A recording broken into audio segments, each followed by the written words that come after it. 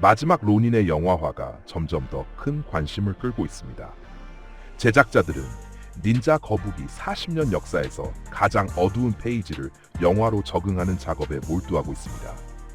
얼마 전 로닌 vs의 제작팀은 이 세계관에 대한 그들의 계획을 밝힌 대규모 인터뷰를 진행했습니다. 오늘은 최신 소식을 다루고 왜 하나의 영화로 끝나지 않을지에 대해서도 설명해 드리겠습니다. 편안히 앉아 계세요. 이번에도 흥미진진할 거예요. 사실 아직도 패러마운트 스튜디오의 최고 경영자들이 마지막 로닌의 영화화를 허가했다는 사실이 믿기지 않습니다. 원래 데어데블을 패러디하여 만들어진 닌자 거북이는 40년 동안 대중문화의 중요한 부분을 차지했지만 그동안 이 프랜차이즈는 항상 더 가벼운 톤을 유지해왔습니다. 주요 관객층은 어린이와 청소년들이었기 때문에 거북이 형제들은 모두 청소년이었습니다. 그들은 농담을 좋아했고 패스트푸드를 즐겼으며 청소년다운 실수를 저지르곤 했습니다. 마지막 로니는 프랭크 밀러의 다크 나이트 리턴즈와 비슷한 스타일을 가지고 있으며 이는 사실 처음부터 숨겨지지 않았습니다. 제작자들은 밀러의 작품에서 영감을 얻었고 거북이 세계에서 비슷한 것을 만들고자 했다고 밝혔습니다. 그래서 이 작품은 처음부터 청소년을 대상으로 한 것이 아니라 성인 등급을 부여받았고 잔인함을 숨기지 않았습니다. 결국 이는 복수와 고독 그리고 가족을 잃은 이야기를 다루고 있습니다. 마지막 로니는 엄청난 인기를 끌었고 심지어 제작진들조차 그 인기에 놀랐다고 전해집니다. 또한 제작자들은 배트맨뿐만 아니라 올드맨 로건과 같은 전설적인 만화에서도 영감을 받았다고 강조했습니다. 이 모든 요소가 결합되어 거북이 역사상 가장 강렬한 이야기 중 하나가 탄생하게 되었습니다. 그래서 패러마운트가 영화화 준비를 발표했을 때 팬들은 큰 기쁨을 감추지 못했습니다. 이미 프랜차이즈가 40년을 맞이했고 그 타깃 관객층은 이미 성장했기 때문에 이들에게 어린 시절의 사랑스러운 캐릭터들과 함께 성인용 영화를 보는 것은 매우 합리적인 선택이었습니다. 영화의 프로듀서는 월터 하마다입니다. 그의 이름은 잘 알려지지 않았지만 그는 상당히 탄탄한 경력을 자랑합니다. 매트 리브스의 배트맨, 호아킨 피닉스가 출연한 첫 번째 조커, 빌 스칼스가 출연한 그것과 컨저링 시리즈의 영화들이 그의 작품입니다. 즉, 그의 작품은 모두 상당히 음울한 분위기와 미스터리로 특징 지어집니다.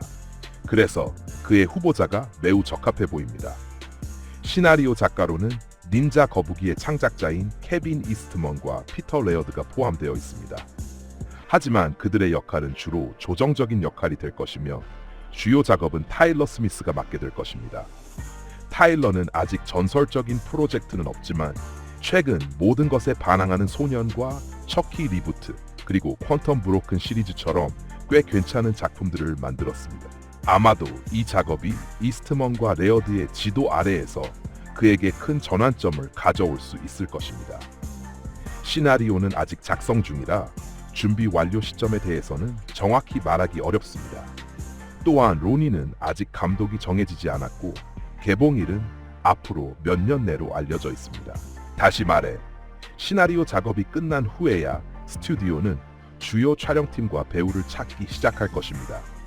이론상으로는 큰 시간이 걸리지 않을 것입니다.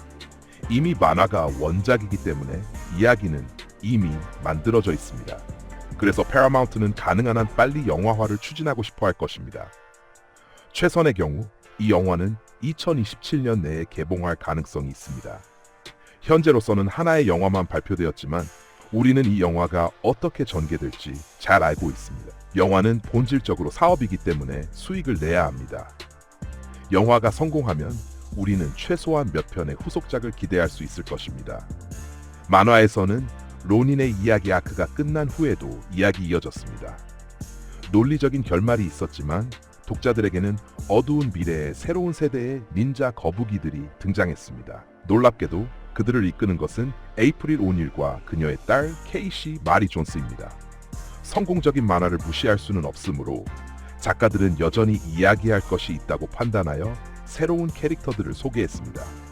이야기는 10년 후에 진행되며 뉴욕은 여전히 혼란에 빠져 있습니다. 새로운 거북이들은 오딘, 이, 우노, 모자입니다. 이 이름들은 모두 하나를 의미하는 다양한 언어에서 유래한 이름들입니다. 가장 큰 차이점은 이제 거북이들이 눈밴드나 고유의 무기를 사용하지 않는다는 점입니다. 마지막 론인에서의 주요 미스터리가 형제들 중 누가 살아남았는지, 그리고 그들은 색깔로만 구별할 수 있었다면 이제는 모든 것이 훨씬 명확해졌습니다. 또한 모든 거북이들은 고유의 무기 대신 다양한 무기를 사용할 수 있습니다. 지금은 형제들뿐만 아니라 자매들도 포함됩니다. 오딘, 이, 우노, 모자는 모두 아주 어리고 영웅이 되기 위해 필요한 것을 배우고 있습니다. 새로운 구성원의 만화에서의 분위기는 더 이상 친근하지 않습니다. 여전히 다크나이트 리턴즈의 어두운 분위기를 떠올리게 합니다. 작가들은 단순히 다른 이야기를 만들고자 한 것이 아니라 새로운 관객들이 이해할 수 있도록 만들고자 했다고 언급했습니다. 심지어 닌자 거북이에 대해 전혀 모르는 독자들도 쉽게 이해할 수 있도록 하려고 했습니다. 또한 인터뷰에서 한 시나리오 작가는 마지막 론인에서 가장 큰 차이점은 바로 새로운 세대의 거북이들이었다고 강조했습니다. 오딘, 이, 우노, 모자는 레오나르도, 라파엘, 도나텔로, 미켈란젤로가 갖지 못한 능력을 가지고 있습니다. 바로 초능력입니다. 맞습니다. 거북이들은 본래 돌연변이 결과물이지만 그들은 초능력을 가지고 있지 않았습니다. 새로운 영웅들에 대한 이야기에서는 거북이들이 텔레파시를 이용해 소통할 수 있는 능력을 지니고 있다는 사실이 드러납니다. 이 팀워크 능력은 이야기 내내 계속 등장하며 이를 마음의 대화라고 부릅니다. 영웅들은 서로의 머릿속에서 끊임없이 대화하며 전투와 그 밖의 상황에서 독특한 연결을 만듭니다. 하지만 작가들은 더 나아가 새로운 거북이들이 개인적인 능력을 가지고 있다는 사실을 밝혔습니다. 어두운 모드라고 불리는 위장술, 피부 두께와 지구력을 조절하는 능력, 심지어 전자기장을 생성할 수 있는 능력까지. 이러한 모든 혁신은 영웅들의 인식을 크게 변화시키지만 그들은 마지막 론인이 끝난 후에도 이야기를 계속 이어갈 수 있을 것입니다. 지금 알려진 바로는 영화와 거의 동시에 이 사건을 보완하는 비디오 게임이 출시될 예정입니다. 그 게임에 대해서는 아직 잘 알려진 것이 없지만 소규모 스튜디오인 블랙 포레스트 게임즈가 개발 중이라는 사실만 확인되었습니다. 아마도 소니의 스파이더맨과 같은 기대할 만한 것은 아닐 것입니다. 하지만 프랜차이즈를 다양한 방향으로 확장하려는 파라마운트의 의지가 분명히 보입니다. 마지막 론인, 만화는 전혀 다른 접근 방식을 보여주며 닌자 거북이에 대한 관심을 다시 불러일으켰습니다. 이제 작가들과 스튜디오는 이 임펄스를 유지하고 더욱 확대하려고 노력하고 있습니다. 마지막 론인의 본 이야기는 크게 달라지지 않을 것으로 보입니다. 이 미래 버전에서는 모든 거북이가 죽고 유일하게 살아남은 한 명만이 남습니다. 스플린터 선생님도 함께 죽습니다. 뉴욕은 푸드클랜의 지배 아래 어둠에 빠지게 됩니다. 그리고 유일하게 살아남은 거북이가 복수를 위해 돌아옵니다. 주요 줄거리는 어떤 거북이가 살아남았는지, 왜 마지막 거북이는 검은 머리띠를 하고 모든 무기를 사용하는지에 대한 것입니다. 우리는 마지막까지 그것을 알 수 없지만 진실은 한 형제에 대한 인식을 완전히 바꿀 것입니다. 흥미로운 점은 마지막 론인이 만화의 첫 번째 영화화가 아니라는 것입니다. 아마 많은 분들이 마이클 베이의 이중 영화를 기억할 것입니다. 그 영화들은 실패하지 않았지만 자유로운 해석을 보여주었습니다. 그로 인해 영화들은 가벼운 여름 블록버스터로 인식되었습니다. 거북이 세계에서의 그런 트랜스포머들은 두 번째 영화 이후로는 안타깝게도 더 이상 발전하지 않았습니다.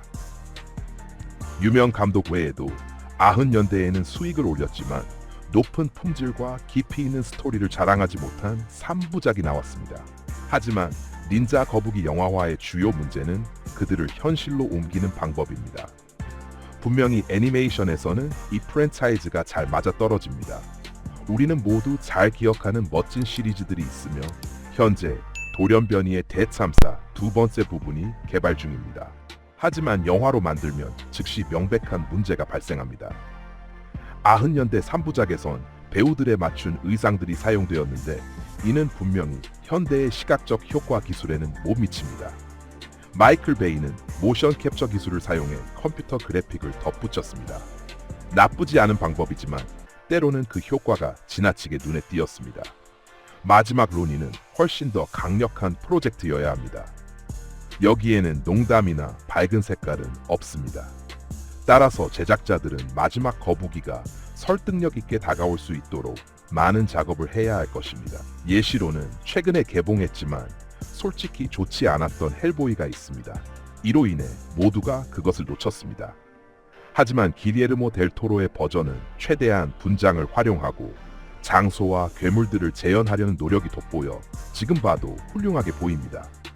우리는 지난해의 경향을 잘 알고 있습니다. 스튜디오에서는 점점 더 실용적인 효과를 많이 사용하고 있지만 이런 방식이 거북이에게는 통할까요? 현재로서는 크게 확신하지 않지만 파라마운트가 무엇을 하고 있는지 알고 있으며 예산을 아끼지 않고 시각적인 부분에 있어서는 아무 문제도 없기를 바랍니다. 마지막 로닌이 시리즈로 바뀌어 스트리밍 서비스에 바로 출시될 수 있다는 소문이 있었습니다.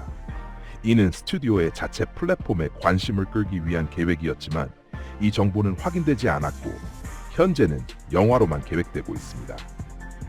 이야기는 완결될 수도 있지만 크레딧 2의 장면에서 새로운 거북이에 대한 암시만으로도 큰 화면에서 프랜차이즈를 부활시킬 수 있을 것입니다. 그동안 우리는 숨죽이며 새로운 정보를 기다리고 있습니다.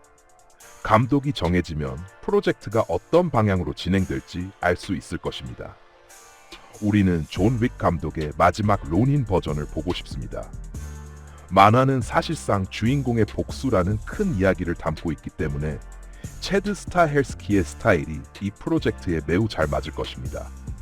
새로운 영화화의 감독은 누구여야 한다고 생각하시나요? 댓글로 꼭 남겨주세요. 오늘은 여기까지입니다. 친구들, 새로운 영상에서 만나요.